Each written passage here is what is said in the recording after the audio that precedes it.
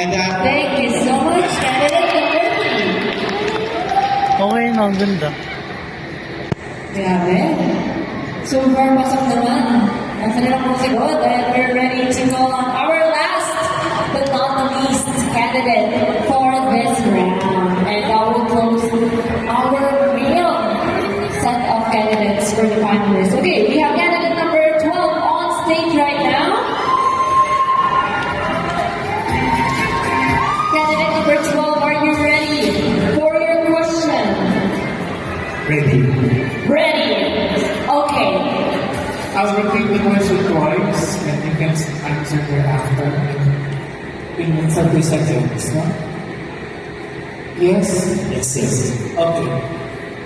What is it that you consider your greatest achievement in life and what did it teach you? What is it that you consider your greatest achievement in life and what did it teach you? As a man that grows from a conservative family, Sa'yo. I've been taught by my parents to be responsible and respect to the others, and everyone should be treated equally. And as an advocate of strengthened family values, I believe that every family should embrace love, respect, and responsibilities. And as a Mr. Abing 2025, I believe that we should cherish every moment of our time. Thank you so much, candidate number 12. That was 30 seconds. Thank you so much. And there you have it, ladies and gentlemen. That was our finalists for Mr. Alco Region 3. Now we're ready to call our female candidates.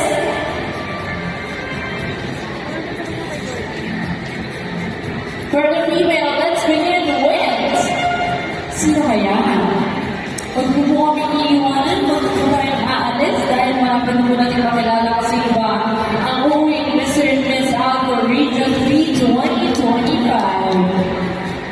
And we will begin with candidate number 10. Candidate number 10, are you ready? I'm very much ready. You have 30 seconds to answer, and here is your question. So I'll repeat the question twice and you can answer in 30 seconds. Okay.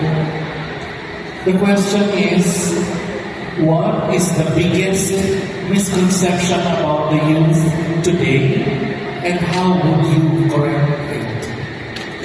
What is the biggest misconception about the youth today and how would you correct it? I would say that the misconception of the youth today is that most of us were labeled as someone who cannot speak what's on our mind, what we feel like saying. But I believe that as long as you say the right words and tell everyone inspirational and motivational messages to uplift them and empower them and inspire them, I think that's one of the biggest things that can help them grow as a person and as an individual in this community. Thank you so much, candidate number 10. Okay, hindi madali talaga magkasya ang 30 seconds. No, okay, we're ready for the next candidate here. Palakpakan po natin. We have candidate number 13.